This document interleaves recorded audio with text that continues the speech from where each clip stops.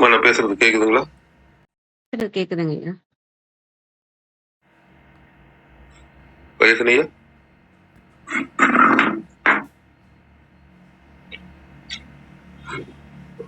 நம்ம ஆரம்பிச்சிடலாங்க. சரிங்க ஐயா. நன்றி நன்றி.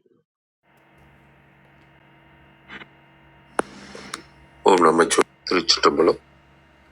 திருமூலர் திருவடிகள் போற்றி போற்றி. திருமூலரின் திருமந்திரத்தில் 6ஆம் தந்திரத்தில் துறவத்தியாயம் பாடல் 1618 என்று பார்க்க இருக்கின்றோம். பாடல் ஒலிக்கின்றது. கேடும் கடமையும் கேட்டு வந்த இவரும் நாடி வளைந்தது நான் கடவேரலேன் ஆடல் விடையுடை அண்ணல் திருவடி கூடும் தவம் செய்த கொள்கையன் தானே.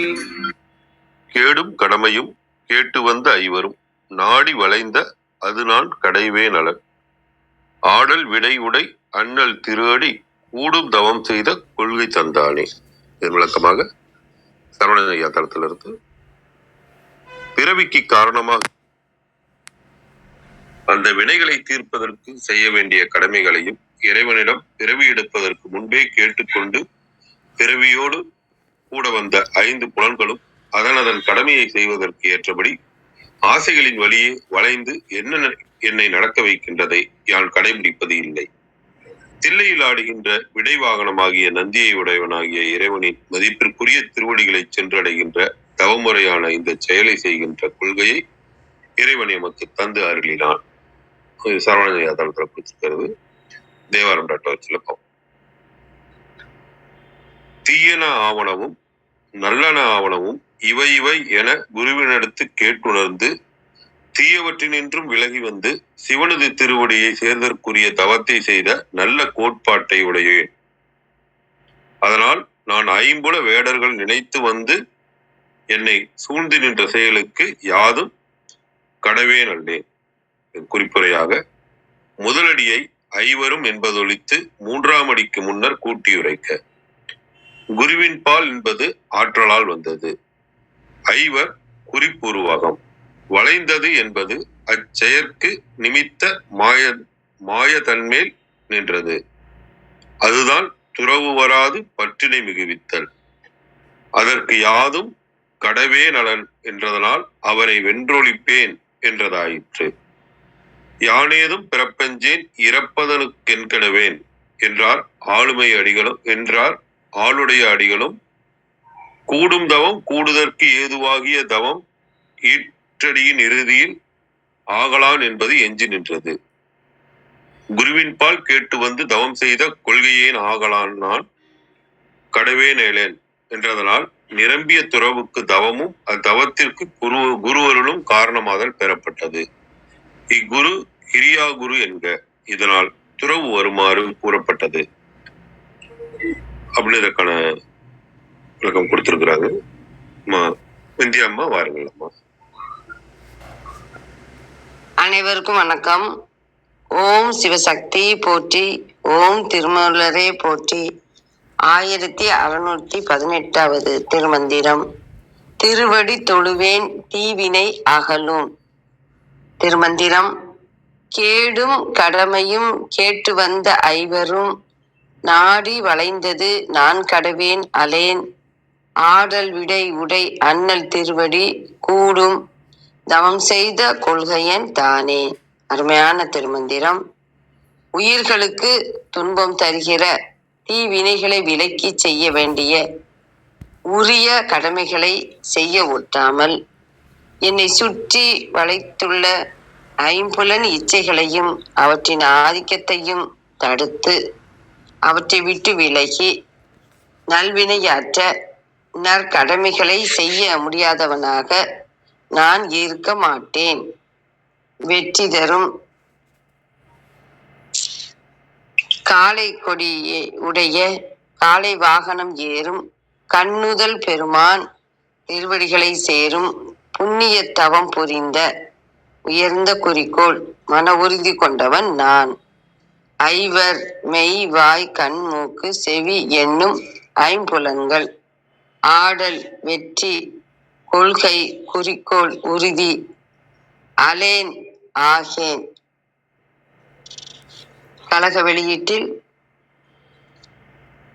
சிவகுருவால் ஆட்கொள்ளப்பட்ட உயிர் பிறப்பு இறப்பு துன்பங்களையும் அத்துன்பங்களினின்றும் விடுபடுதற்குரிய சிவ வழிபாடும் அக்குருவால் கேட்டு மகிழ்ந்தது.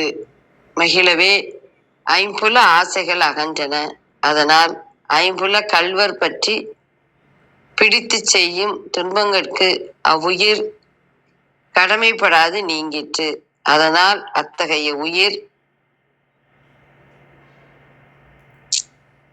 வெற்றிப்பாடு அமைந்த நேற்றை உடைய அண்ணலாகிய சிவபெருமான் திருவடியை கூடும் தாவில் தவன் செய்யும் தலைமையினை ஆயும் எய்தும் கேடும் தீயவை இன்ன என்றும் கடமையும் அறங்கள் இன்ன என்றும் கேட்டு உபதேச வாயிலாக கேட்டு உவந்து இன்பம் எய்தி ஐவரும் நாடி வளைந்தது ஐம்புல ஆசையால் விளைந்த பயனுக்கு நான் கடவேன் அலேன், நான் உட்பட்டவன் அல்லன்.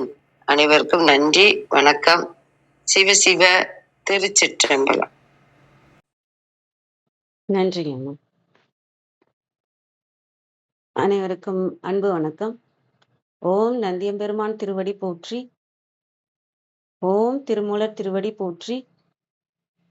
ஓம் நம சிவாய. திருமந்திரம் 1618. கேடும் கடமையும் கேட்டு வந்தைவரும் நாடி வளைந்தது நான் கடவேன் அல்லேன். ஆடல் விடையுடை அண்ணல் திருவடி கூடும் தவன் செய்த கொள்கையென்றானே. Translation. As a man with principles achieved through performance of appropriate tapas at the holy feet of the dancing, bull-riding Lord, I am not bound by the effect of the desires of the five senses, nor by the deeds of mind, nor afflictions thereby. கேடும் கடமையும் கேட்டு வந்த ஐவரும். நல்லதும் நம்ம இந்த உலகம் இயங்குறது எப்படின்னு பார்த்தா இந்த மனதை வச்சுதான். இந்த மனம் எப்படி இயங்குது அப்படின்னு பார்த்தா இந்த ஐம்புலன்களை வச்சுதான் அது எண்ணங்களை நிறைவேற்றி கொள்ற விஷயம். அது வெளியில இருந்து வர இப்போ நம்ம ஒரு விஷயத்த பார்த்து நம்ம எடுத்து அதை நம்ம செஞ்சாலும் சரி, நமக்கு ஒரு விஷயம் தோணி அதை இந்த ஐம்புலன்களால நம்ம செஞ்சாலும் சரி, இந்த உள்ள இருந்தும் வெளில போகும், வெளில இருந்தும் உள்ள வரும். அந்த மாதிரி இந்த ஐம்புலன்களோட வேலையில தான் நம்மளோட மனம் இயங்குது. நம்ம அதை செய்யறோம். அந்த விஷயத்த நம்ம செய்யறோம். அது எண்ணங்களாவே இருக்க விடாம அதுக்கு செயல் கொடுத்து கர்மாவை வாங்கிக்கிறது இந்த ஐம்புலன்களால தான். அதனால அது நல்லதா இருந்தாலும் சரி, கேடா இருந்தாலும் சரி, நம்ம செய்ய வேண்டிய கடமை அதுதான் நல்லது. நம்ம கடமையை செஞ்சாலே அதுவே நல்லது. அதனால அந்த கேடா இருந்தாலும் சரி, நல்லதா இருந்தாலும் சரி, கெட்டதா இருந்தாலும் சரி, கேட்டு வந்த ஐவரும் நாடி வளைந்தது நான் கடவேன் அல்லேன். அதுபடி நான் நடந்தது அதுக்கு நான் பொறுப்பாக மாட்டேன் இனிமேலு அப்படின்னு. நான் நல்லது செஞ்சாலும் சரி, கெட்டது செஞ்சாலும் சரி, கடவே நல்லேன். அது அது என்னோட பொறுப்பு கிடையாது. ஏன்னா எல்லாத்தையுமே இருந்து பார்க்க போறோம் அப்படின்னா திருவடியில இருந்து தான் நான் நல்லதையும் பார்க்க போறேன், கெட்டதையும் நான் அதுல இருந்து தான் பார்க்க போறேன். அதுக்கும் எனக்கும் சம்பந்தம் இல்லை, மனதுக்கும் எனக்கும் சம்பந்தம் இல்லை. அதனால எனக்கு இனிமேல் அந்த கர்மான்றது இனிமேல் கிடையாது அப்படிங்கிற மாதிரி. ஆடல் விடையுடை அண்ணல் திருவடி, அந்த வைப்ரேஷன் இருக்கு இல்லையா, அந்த ஆடல், அந்த இறைவனோட வைப்ரேஷன்ல, இறைவனோட இறை உணர்வுல இருக்கிற அந்த இறைவன் திருவடியில நம்ம இருக்கிறப்ப கூடும் தவன் செய்த கொள்கை என்றானே. அதிலே கூடி நான் கொஞ்சம் கூட மனது பக்கம் திரும்பாம முழுமையாக நான் இறைவன் பக்கமே திரும்பி அந்த இறைவன் திருவடியிலேயே நிற்க மனம் நான் எப்படி பார்ப்பேன்னா சாட்சியாக தான் பார்ப்பேன். ஓ, இது பேசிட்டு இருக்கு மனம், இது இந்த சிந்தனை எனக்கு வருது, இந்த இது வருது அப்படிங்கிறது தள்ளி நின்று நம்ம எப்போ பார்க்குறோமோ அது நானுங்கிறது அந்த இது என்னோடது அப்படிங்கிறது போயிடுது இல்லையா? அதனால நம்ம தள்ளி நின்னு தான் பார்ப்போம். அப்படி நம்ம பார்க்கும்போது, நமக்கு அந்த கர்மாலாம் நமக்கு கிடையாது. அப்ப நம்ம வந்து அந்த விழிப்புணர்வுல வந்து நம்ம நிக்கும்போதே என்னன்னா, விழிப்புணர்வோட நீங்க இப்ப கவனத்த வைக்கும்போது, இப்ப நீங்க உங்க எண்ணங்கள்ல நீங்க கவனத்த வைக்கிறீங்க. இப்ப என்ன உங்களோடது பேசுது, உங்க உங்க உங்களுக்குள்ள இருக்கிறது என்ன சொல்லுது அப்படின்றதுல கவனம் வைக்கிறீங்க. அப்படின்னா, அந்த இடத்துல மட்டும் தான் வைக்க முடியும். நம்ம எண்ணங்கள் தனியா மண்டையில ஒண்ணு வரும். அதாவது வாய்க்குள்ள பேசுறது ஒண்ணா இருக்கும். அ பேசுறது ஒரு விஷயமா இருக்கும். எண்ணங்கள் வந்து ஒண்ணு வரும். 2 விஷயம் நடக்கிறதா நான் உணர்வேன். அம் அ பேசுறது வந்து தொண்டைக்குள்ள இருந்து அது அ பேசுறதா எனக்கு தெரியும். எண்ணங்கள் வந்து பொதுவாக வர மாதிரி பிரெயின்ல நம்ம வந்து அத ஆக்சஸ் பண்ற மாரி தெரியும். இப்ப கவனம்னு வச்சா நம்ம ஒரு விஷயத்துல வைக்க முடியும். எண்ணங்கள்ல கவனம் வைக்க முடியும். இல்ல மூச்சுல கவனம் வைக்க முடியும். இல்லன்னா நம்ம நமக்குள்ள ஒண்ணு பேசிக்கிட்டு இருக்கு இல்லையா? அதுல கவனம் வைக்க முடியும். ஒரு குரல் நமக்குள்ள நம்மளே தான் பேசிட்டு இருப்போம். அது வேற யாரும் இல்ல. நம்ம தான் பேசிட்டே இருப்போம். அது எண்ணங்கள அப்படியே வந்து வாய்ஸா மாத்தி ரெக்கார்டிங்கா போயிட்டே இருக்கும். இப்ப அந்த விழிப்புணர்வுல நீங்க இருக்கும்போது என்ன அப்டின்னா, எல்லாத்தையுமே நம்ம நல்லா கவனிக்க முடியும். அ எதுவுமே நமக்குள்ள நம்மள மீறி உள்ள வராது. வாய்ஸா இருந்தாலும் சரி, எண்ணங்களா இருந்தாலும் சரி, எந்த இதுவுமே அம் எல்லாமே அமைதியா தான் இருக்கும். ஏன்னா, நம்ம கவனத்த அந்த லைட்ட வந்து இறைவனோட ஒளிய அந்த இடத்துக்கு நம்ம குடுக்குறோம் அப்டின்னாலே எல்லாமே அமைதியா தான் இருக்கும்.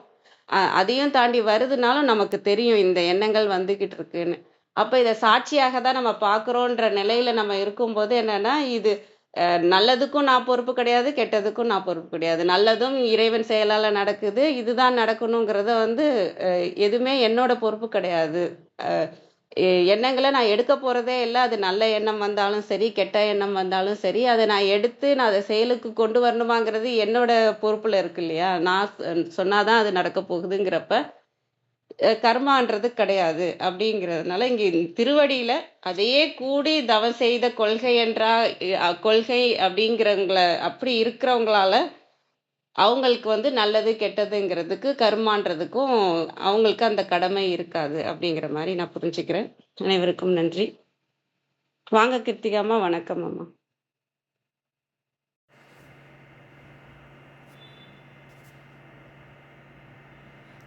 வணக்கம். அனைவருக்கும் இனிய காலை வணக்கம். இன்றைய மந்திரம் வந்து நிறைய பார்த்தாச்சு. எல்லாருமே நிறைவான விளக்கங்கள் கொடுத்திருக்காங்க. இதனுடைய ஒரு துவக்கம், அதாவது முன்னுரை மாதிரி நேற்றுக்கு நம்ம விஷயம் பார்த்தோம் இல்லைங்களா? என்ன சொன்னா, நெறியில் வழுவி நெருஞ்சில் முற்பாயும் நெறியில் வழுவாது இயங்க வல்லார்க்கு அப்படின்னு சொன்னாரு. அப்ப அந்த எது நெறி அப்படிங்கறத நம்ம பார்த்தோம். இந்த ஐம்புலன்களின் ஊடே வாழணும், ஆனா வாழக்கூடாது. இது இது என்ன அர்த்தம் அப்படின்னாக்கா, அததான் சொல்றாரு. இந்த எது நம்மை வந்து மீண்டும் மீண்டும் இந்த நெருஞ்சி முள்ளுக்குள் கொண்டு சேர்க்கிறது அப்படின்னு நம்ம பார்க்கணும். அப்ப எது நெருஞ்சி முள் அப்படின்னா, இந்த பிறப்பு இறப்பு என்கின்ற இந்த கொடுமையான ஒரு இது. ஆனா அதுதான் வந்து என்ன இருக்கு அப்படின்னா வழியும் கூட. அதனாலதான் இந்த அது இல்லைன்னா, இந்த பிறப்பிறப்பு இல்லைன்னா நம்மளுடைய கர்ம வினைகளை தாண்டி நம்மால் இறையம் பெருமானை சென்று சேர முடியாது. அப்ப இந்த பிறப்பு வேணும், அந்த உடல் வேணும், இந்த உடல்ல இருக்கக்கூடிய பைம்புலன்கள் வேணும், அதை இயக்கக்கூடிய பஞ்சபூதங்கள் வேணும், இதெல்லாம் வேணும். ஆனா இது எதுக்காக வேணும் அப்படின்னாக்க, இறையை சென்று சேர்வதற்கான வழிமுறையை நமக்கு காட்டி தருவதற்காக, கூட்டி தருவதற்காக. அப்போ அததான் இந்த இடத்துல ரொம்ப அழகா விளக்கமாவும் சொல்றாரு. கேடும் கடமையும் கேட்டு வந்து ஐவரும் அப்படின்னு சொல்றாரு. கேடும் கடமையும் கேடும். கேடு அப்படின்னா நமக்கு தெரியும். எது கேடு அப்படின்னா, எது நமக்கு நன்மை விளைவிக்கவில்லையோ, எது மற்றவர்களுக்கும் நன்மை விளைவிக்கவில்லையோ அது வந்து கேடு. இப்ப நம்ம பொதுசா என்ன நினைச்சிட்டு இருக்கோம், பொதுவா இப்ப இருக்கிற காலங்கள்ல நமக்கு எது நன்மை விளைவிக்கலையோ அது மாத்திரம்தான் கேடு, அப்படிலாம் இல்ல. அப்போ இந்த பிரபஞ்ச உணர்வு இது வந்து நம்ம உலகில் வாழ்வுல பார்க்கிறது. நீங்க இத வந்து பிரபஞ்ச வழியில பார்க்கும்போது இந்த பிரபஞ்ச நெறிகளுக்கு எதிரான அனைத்து விஷயங்களுமே கேடுதான் இல்லைங்களா? அப்ப நெறியில் வழுவாது அப்படின்னு சொல்லும்போது அந்த நெறியில் வழுவினால் அது கேடு. அப்ப அந்த கேட்டையும் அந்த கடமையையும் கேட்டு வந்து வரும் அப்படின்னு சொல்றாரு. அப்புறம் நாடி வளைந்தது நான் நலேன். மன்னிக்கணும். நாடி வளைந்தது நான் கடவேன் அலேன் அப்படின்னு பிரிக்கலாம் நம்ம. அப்போ இந்த யார் ஐவர்கள்? நம்ம நேற்றுக்கே பார்த்தோம். ஐம்புலன்களுக்கு உண்டான அந்த பொறிகள், அதை இயக்கக்கூடிய பஞ்சபூதங்கள், இந்த மாதிரி நிறைய இருக்கு. இந்த விஷயத்த வேற யாரும் நமக்கு தரல. நேற்றுக்கு சொன்னோம், என்ன சொன்னோம்? நெறியை படைத்தான் அப்படின்னு நம்ம சொன்னோம், நெறிஞ்சில் படைத்தான் அப்படின்னு நம்ம பார்த்தோம். அப்படின்னா இந்த வாழ்க்கையை படைத்தவன் அவன் அப்படின்னு நம்ம சொன்னோம். அவன் தான் படைச்சான். ஆனா அதை கேட்டு வந்தது யாருன்னா நம்ம தான், இந்த ஐவர்கள் தான். அப்படின்னா என்ன அர்த்தம்? நம்ம கையில சாம்பார் இட்லி இருக்கு, அந்த இட்லிய பே பண்ணி கவுண்டர்ல பில்ல கொடுத்து சர்வர் கிட்ட இருந்து தட்டு நிறைய சாம்பாரும் இட்லியும் வாங்கிட்டு வந்தது நம்ம, இல்லைங்களா? அந்த சாம்பார் இட்லியை கொடுத்தவனா ஹோட்டல்காரனா இருக்கலாம். ஆனா அந்த சாம்பார் இட்லிக்கு உண்டான பணத்தை பே பண்ணது நாம, அதை தட்டு எடுத்துட்டு போய் வாங்கிட்டு வந்தது நாம. அப்ப இந்த ஐம்புலன்களின் சேட்டையால் நாம் பெற்ற அந்த வாழ்க்கை, அதுதான் கேடும் கடமையும் அப்படின்றாரு. இது என்ன கடமைங்கிறத ரெண்டு விதமா பார்க்கலாம். கர்ம பலன்கள், கர்ம வினைகள், கர்ம பலன்கள், இதுவும் கடமைதான். இல்ல இறைவனை சென்று சேர வேண்டிய அந்த அந்த ஒரு பெரும் கடமை தான், ஒரே கடமை. அதை தாண்டின வேற எந்த கடமையும் கிடையாது. சூழப்பட்ட கர்ம வினைகளை கடந்து நம்ம அங்க போய் சேரணும், அதுதான் நோக்கம். அதுவும் நம்ம தான் ஏற்படுத்திக்கிறோம். ஏதோ ஒரு காலகட்டத்துல நம்ம உணர்றோம் இல்லையா? ஒரு அறிவுல உணரல, 2 அறிவுல உணரல, 6 அறிவுல எத்தனை பிறவி எடுத்தோம்னு தெரியல. 7ஆம் அறிவுக்கு போகணுன்ற ஆர்வம் இருக்கு. அப்போ ஏதோ ஒரு காலகட்டத்துல ஏதோ ஒரு ஜென்மால இறைவனை சென்று சேர வேண்டும் என்ற கடமை உணர்வை நாம் பெற்றுக்கொள்கிறோம். அதனால அதையும் நம்ம தான் கேட்டு வரோம். சோ நல்லதும் நம்ம தான், கேட்டதும் நம்ம தான். கேட்டு வந்து ஐவரும் நாடி வளைந்தது நான் கடவேனலேன் அப்படின்னு சொல்றாரு. அப்ப இத்தனையும் இதெல்லாம் நம்ம தான் கேட்டு வாங்கியிருக்கோம். இவ்வளவு பெரிய உலகத்துல இருக்கோம். நம்மள மாதிரி கோடிக்கணக்கான உயிர்கள் அவரவர்கள் விருப்பத்தின் பார்ப்பட்டு, இப்ப இந்த உலகியல் மாயா மாயா மாயான்னு சொல்றோம்ல, இந்த மாயாங்கிறது ஒண்ணுமே இல்லைங்க, எதற்கு நடுவில் இருக்கிறோம். இன்னைக்கு நம்ம இவரு திருமூலரை பத்தி பேசிட்டு இந்த கால வேளையில நம்ம இருக்கோம். அதனால ஒரு சத்சங்கத்துல இருக்கோம். இதே நீங்க ஒரு தியேட்டர்ல போய் உட்காந்தீங்கன்னா அந்த லட்ஜான்னு சொல்லுவோம்ல, அந்த ஒரு இதுதான் இருக்கும். அப்போ அந்த இடத்துக்குள்ள இருப்போம். இல்ல ஒரு கோயில்ல போனா ஒரு பக்தி மார்க்கத்துல இருப்போம். இங்க ஒரு ஞான மார்க்கத்துல உட்கார்ந்துருக்கோம். இல்ல ஒரு மார்க்கெட்டுக்கு போனா அந்த மார்க்கெட்ல இருக்கக்கூடிய சத்தம், அவங்களுடைய அந்த வாங்குறவங்களுடைய ஆசை, விற்பவர்களினுடைய ஆசை, இந்த ஆசைகளுக்கு நடுவுல இருப்போம். அப்பேற்பட்ட இந்த உலகமானது எப்படி இருக்கு அப்படின்னா மொத்தமா ஆசையின் பார்ப்பட்டுதான் இருக்கு. ஏன்னா எல்லாரும் அவங்களா கேட்டு வந்தது. அததான் சொல்றாரு, கேடும் கடமையும் கேட்டு வந்த ஐவரும் அப்படின்றாரு. அப்ப இது நம்மளா கேட்டு வந்துட்டு இருக்காங்க. அப்ப நம்மள மாதிரி கோடிக்கணக்கான ஆசையின் பார்ப்பட்டு வந்த உயிர்கள் இங்க இருக்கு. அதுல ஏதோ ஒண்ணு ஞானம் பெற்று அங்க இருந்து நம்மள நோக்கி இழுக்கும். ஆனா மீதம் இருக்கிறது பூரா என்னன்னா இந்த மாதிரி கேட்டு வந்ததுதான். அப்ப இந்த உலகம் எப்பேற்பட்ட ஒரு டைட் விளைவின் பார்ப்பட்டு இருக்குன்னு பாருங்க. அதனாலதான் அதை மாயை என்று சொல்லுகிறோம். நான் கடவேனலேன். இவ்வளவு டைட்டா இருக்கக்கூடிய ஆசை இருக்கக்கூடிய இந்த உலகத்துல என்னால நீந்தி போயிட முடியாது, என்னால திறவை எடுத்துக்கொள்ள முடியாது. அப்ப எது நான் நடக்கும் அப்படின்னா, ஆடல் விடையுடை அண்ணல் திருவடி கூடும் தவன் செய்த கொள்கை என்றானே அப்படின்னு. அப்ப இந்த கூடும் தவம் செய்யக்கூடிய கொள்கை எப்பொழுது கிடைக்கும்? அவனோடு கூடி நாம் செய்யக்கூடிய தவம். அது எப்ப கிடைக்கும்? நாம அவனோட இருக்கிறது இல்ல, அவனோடு கூடி தவம் செய்கிறோம். அப்ப அங்க கூடுறது மொத்தம் இல்ல, அவன் காலடியில போய் நின்னுட்டு ஐயோ செருப்ப வாசல்ல விட்டு வந்தோமேன்ற கதை இல்ல இது. அந்த கதை இல்ல. அவனோடு அவனுடைய அணுவாக, அவனுடைய உடுக்கையாக, அவனுடைய மணியாக, அவனுடைய கபாலமாக, கூடவே அந்த ஒன்றொன்று அதிர்விலும் நாமும் இருக்கிறோம். அப்ப எப்படி இருக்கும்னு யோசிச்சு பாருங்க. அது யாராலதான் நடக்குமா அப்படின்னு கேட்டா, ஆடல் விடையுடை அண்ணல் திருவடி. அவன் ஆடல் விடையுடை. அப்ப அந்த திருவடி கூறும் தவம் எப்பொழுது செய்யும், எப்பொழுது சாத்தியமாகும் அப்படின்னா, அந்த ஆடல் விடையுடை அண்ணல் அப்படின்னு சொல்றாரு. யார் அது ஆடல் விடையுடை அண்ணன் அப்படின்னாக்க, விடைன்னா நமக்கு தெரியும் ரிஷபம். நான் அதை போட்டு வச்சிட்டேன். நான் எது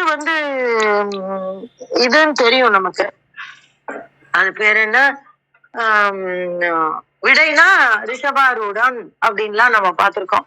அப்போ இந்த இடத்துல ஆடல் விடையுடை. இப்ப இந்த இடத்துல எதற்கு ஆடல் அப்படின்னு சொல்றாங்க அப்படின்னா, ரொம்ப ஸ்டில்லா இருக்கக்கூடிய ஒருத்தர் கிட்ட நம்மளால போயிட முடியும்.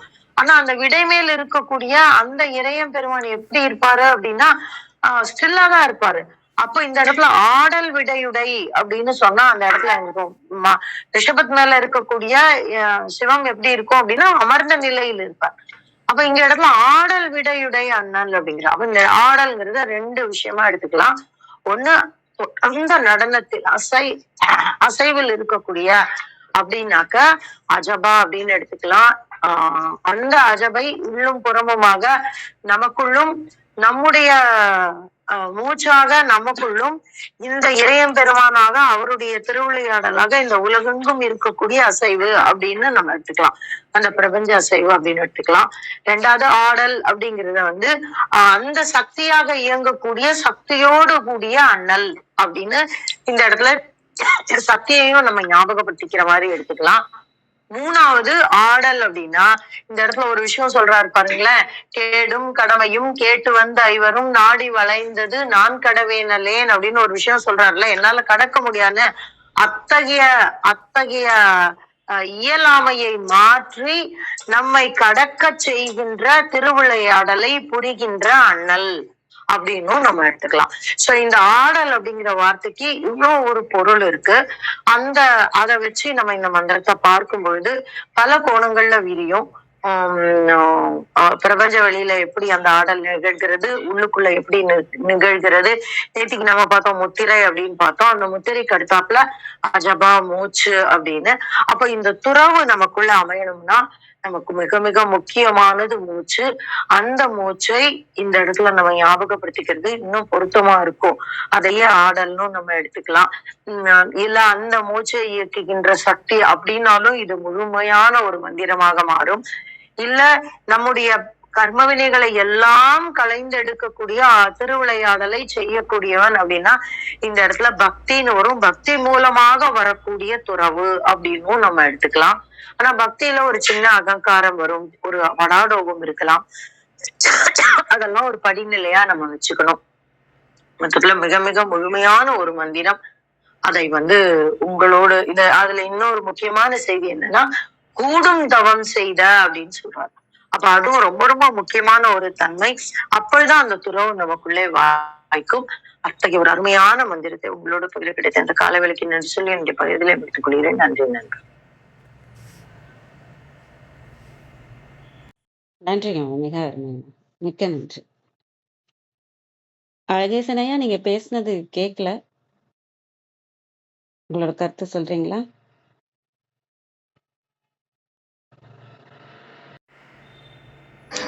ஆரம்பத்துல கட் ஆயிடுச்சுங்களாமா? ஆமாங்க ஐயா, அந்த பாட்டே ஓடல. அதுக்கப்புறமும் உங்க வாய்ஸே வரலன்னு தான் அப்புறம். நான் மட்டும் பேசிட்டே இருக்கிறேன். நான் மைக்கு கைய ஆஃப் பண்ணிட்டேன் இருக்கு. நான் எடுத்து ஆன் பண்ணும் போது என்னன்னு தெரியல, பிளிக் ஆயிடுச்சோ. ஆன்ல இருந்ததுங்கயா. டைம் இருக்கா? பேசலாமா? நீங்க எல்லாம் பேசிட்டீங்களோ? எல்லாரும் பேசியாச்சு. இன்னும் அர்த்தநாரியா தான் பேசணும். நீங்க பேசிட்டீங்கன்னா அவரு விடுங்க, பாத்துக்கலாம். விடுங்க, அர்த்தநாரியா பேச சொல்லுங்க. நன்றி.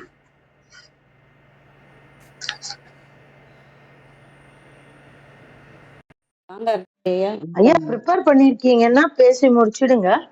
பகிர்ந்துக்கணும்ல அந்த செய்தின்னு உங்களுக்கு வந்திருக்கு இன்னைக்கு கொடுக்கறதுக்கு. இதை கொடுத்துருங்க. சரி, நன்றிங்கம்மா. அதான் அந்த பாடல்ல வந்து நமக்கு வந்து இந்த கேடும் கண்ணியம் கேட்டு வந்தவரும் நாடி வரைந்தது நான் கடவேலன் ஆடல் விடையிடை அண்ணல் திரும்பி கூடும் தவன் செய்த கொள்கைதானே அப்படின்றாரு. ரொம்ப ஷார்ட்டா அதை நான் சொல்லிடுறேன்.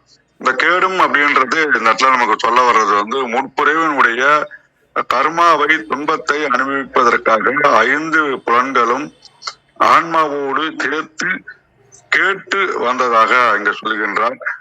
நாம வந்து அந்த புலன்களை ஆசை வழியாக செல்லக்கூடிய ஒன்றை நான் வந்து நான் கடவேன் அலன் அப்படின்றார். நான் புலன்களை பின்பற்ற மாட்டேன் உங்கள் விடையுடைய இன்னல் அப்படின்றாரு. அப்ப நான் அம்பலத்தை தவம் செய்து அவன் திருவடிகளை அடைவதன் மூலமாக உயர்ந்த கொள்கை டிட்டர்மினேஷன் வச்சிருக்கிறதன் மூலமாக நான் அதை கொள்கையை எனக்கு அவன் கொடுத்தானே அப்படின்னு நமக்கு இங்க சொல்றாரு.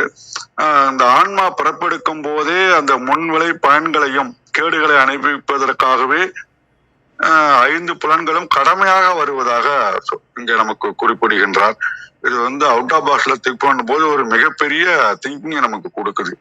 ஏன்னா உடல் அப்படிங்கும் போது நம்ம இந்த உறுப்புகளை புலன்களை நினைக்கின்றோம். ஆனா அதை தாண்டி நமக்கு வந்து ஆன்மாவோடு உணர வைக்கக்கூடிய ஒரு விஷயத்தை நமக்கு சொல்கின்றார். இந்த பாடல் ரொம்ப சுருக்கமா சொல்லணும். பொன்னடக்கம் வேணும், இறைவன் அருள் வேணும், லட்சியம் வேணும் அப்படின்றது நாம இங்க புரிஞ்சு கொள்ள வேண்டிய ஒன்றாக இருக்கும். ஏன் நம்மளை வந்து கட்டுப்படுத்த முயல்கின்றன? இந்த 5 புலன்கள் ஏன் நம்மளை கட்டுப்படுத்த முயல்கின்றன? ஏன் நாம் இறைவனை நாட வேண்டும் அப்படின்ற ரெண்டு கேள்விக்கு நம்ம பார்த்தோம்னு சொன்னோம்னா, முன்னாடியே சொன்ன மாதிரி நம்முடைய கர்மா அல்லது வினைகளுடைய பயனாக 5 புலன்கள் வந்து அனுபவிப்பதற்காக தான் நம்ம உடல் மனம் சேர்ந்து வருகின்றன. அதனாலதான் அதை நம்ம கட்டுப்படுத்த முயற்சி செய்கின்றன.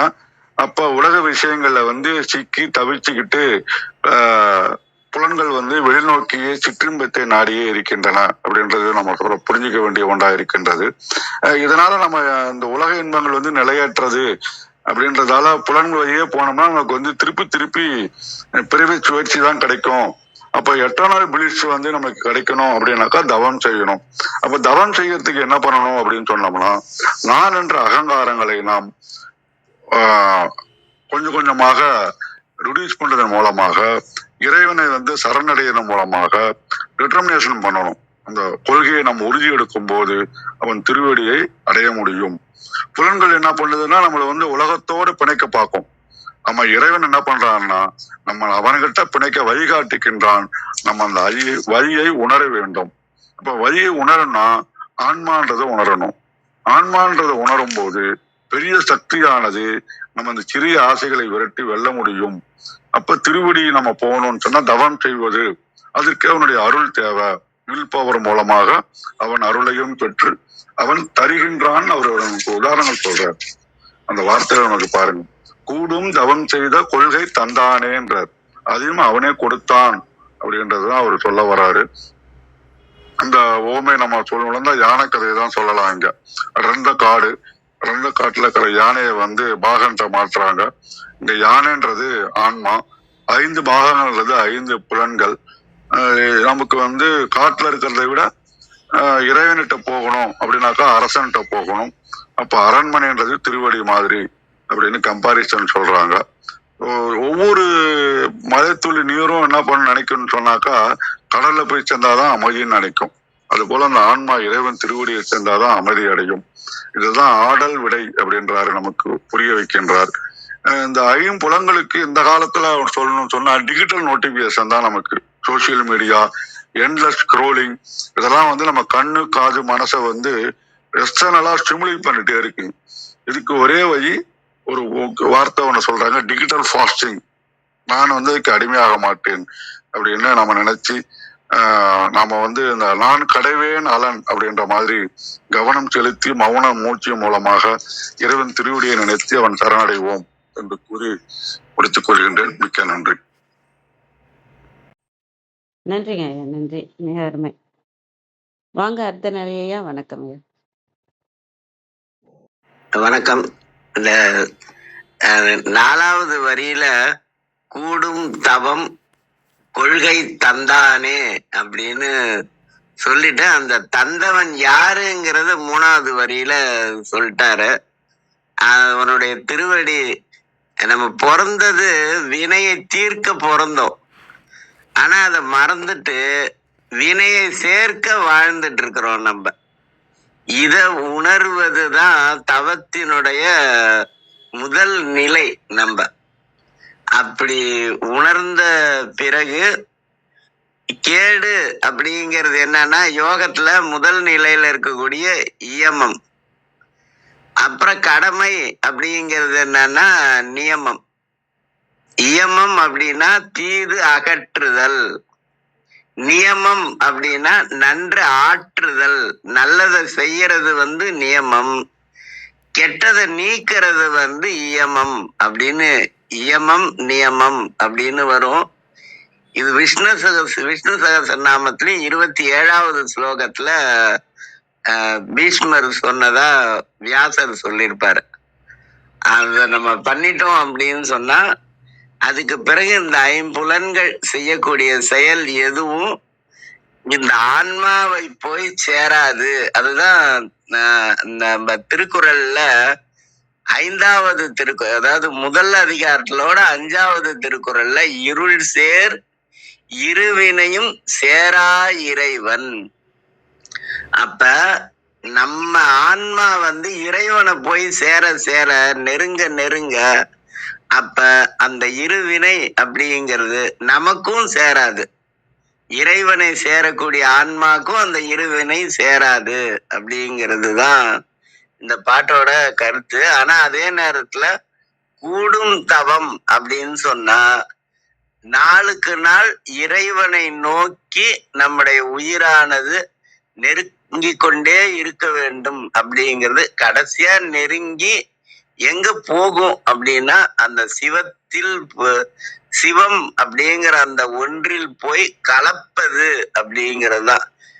பிரான் அப்படின்னாலே என்ன அர்த்தம்னா பிரியாதவன் அப்படின்னு அர்த்தம். எங்க இருந்து பிரியாதவன் அப்படின்னா நம்முடைய உயிரிலிருந்து பிரியாதவன் அப்படிங்கிறதுனால்தான் நம்ம பிரான் அப்படின்னு சொல்றோம்.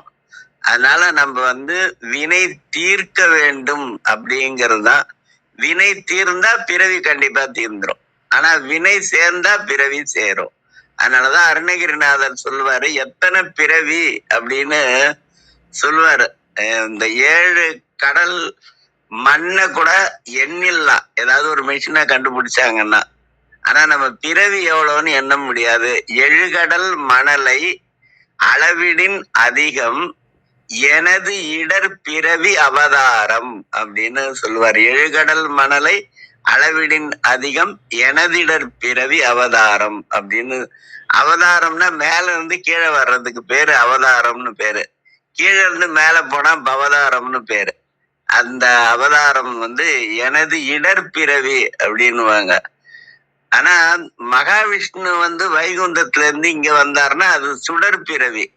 ஆனா நம்ம வந்தது இடர் பிறவி அப்படிங்கிறது. அதனால இந்த இடரை தீர்க்கணும் அப்படின்னா, நோய் தீரணும்னா மருத்துவரை பார்க்கணும். அது மாதிரி இந்த பிறவி நோய் தீரணும் அப்படின்னா நம்ம வைத்தீஸ்வரனை தான் பார்க்கணும். அது மாதிரி இந்த கூடும் தவம் அப்படிங்கிறது, கூடுதல் அப்படிங்கிறதுக்கு என்னன்னா நெருங்கி கொண்டே இருப்பது அப்படிங்கிறதா கூடும் தவம் அப்படிங்கிற கொள்கை. அதை நம்ம உறுதியா பின்பற்றணும் அப்படிங்கிறது தான். இன்னைக்கு அபிராமி அந்தாதியோட 30, 31 இந்த 2 பாட்டு இத விளக்கும். இதே மாதிரி திருவாசகத்திலயும் ஒரு பாட்டு இருக்கு. குன்றே அணையாய் ஆட்கொண்ட போதே கொண்டிலையோ அப்படின்னு. அந்த பாட்டை நானும் சிந்திச்சு பாக்குறேன், ஞாபகம் வரல. ஆனா அபிராமி அந்தாதியோட 30, 31 இந்த கருத்தையே சொல்லும். அந்த 2ஐயும் பார்த்துட்டு நிறைவு பண்ணிக்கலாம். வேற ஏதாவது கேக்குறாங்களா? சிவலிங்கம், ஏமா, பவளமணி அம்மா இவங்க எல்லாம் இருக்காங்க, ஏதாவது கேக்குறாங்களான்னு கேட்டுக்கிட்டோம்னா நம்ம 2 பாட்டையும் ஓதி நிறைவு பண்ணிக்கலாம். சரி, 30வது பாட்டு 31. அன்றே தடுத்தெனை ஆண்டு கொண்டாய் கொண்டதல்ல என் கை. நன்றே உனக்கினி நான் என் செய்யணும், நடுக்கடலுள் சென்றே விழினும் கரையேற்றுகை நின் திருவுளமே. ஒன்றே பல உருவே அருவே என் உமையவளே. 31வது பாட்டு. உமையும் உமையுறு பாகரும் ஏக உருவில் வந்து இங்கு எமையும் தமக்கு அன்பு செய்ய வைத்தார். இனி என்னதற்கு சமயங்களும் இல்லை, ஈன்றெடுப்பாள் ஒரு தாயும் இல்லை. அமையும் அமையுறு தோழியர் மேல் வைத்த. அமையுறு தோழியர் அப்படின்னா மூங்கில் போன்ற தோள்களை உடையவர்கள் அப்படின்னு. அமையும் அமையுறு தோழியர் மேல் வைத்த ஆசையுமே. ஆடும் பரிவேலனி சேவலென பாடும் பணியே பணியாய் அருள்வாய். வாழ்க சீரடியாரெல்லாம். சிவா, திருச்சிற்றம்பலம். நன்றி. நன்றி. அற்புதமான விளக்கமும் அற்புதமா இருந்தது, ஓதுதலா அற்புதம். மிக்க நன்றிங்க. நிறைவு செஞ்சுக்கலாம் ரத்னகுமாரையா. நன்றிங்க ஐயா. நன்றி இருக்கிறாரு. நிறைவு செய்து கொள்வோம். யான் பெற்ற இன்பம் பெருகை வையகம் ஆண் பற்றி நின்ற மறைபொருள் சொல்லினேன் என்றும், காலை எழுந்து கருத்தறிந்தோதரின் ஞான தலைவனை நன்னுவர் என்றும் கூறிய திருமூலரின் கூற்றுக்கேற்ப வந்திருந்து கருத்துக்களை குறி தெளிவுபடுத்திய சான்றோர்களுக்கும் செய்வெடுத்து சிறப்பித்த மெயின்பர்களுக்கும் மிக்க நன்றி. தளம் நிறைவடைகிறது. மீண்டும் நாளை காலை 6:30 மணிக்கு கேள்வி ஞானம் ஆன்ம சாசனைகளில் சந்திப்போம்.